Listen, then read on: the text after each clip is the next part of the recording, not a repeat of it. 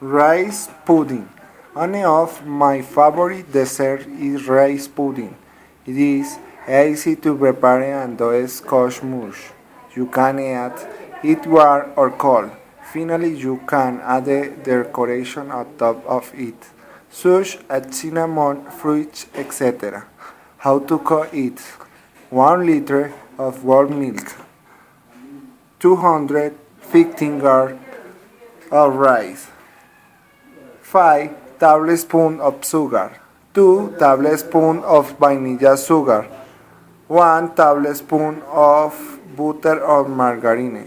Direction: we put some water to heat. When it is bubbling, we add the rice. The water has to cover the rice a little bit. We let it cook 10-15 minutes. If the water is going to set, you add more so the rice won't get burned. After that time, we pour the remaining water.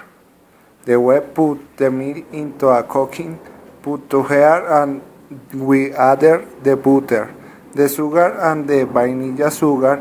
When the milk is hot, we add the rice and we let it cook on a low temperature.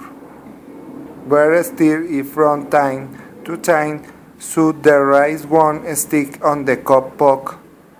We cook the rice with the milk like 20 minutes. It could be that it needs more time, depends on your stove. And when the warm milk has been absorbed by the rice, you can remove it from the stove and it is ready to eat. You can put the rice pudding into light bowls and decorate it with freaking or cinnamon or hot cherry sauce. Bye.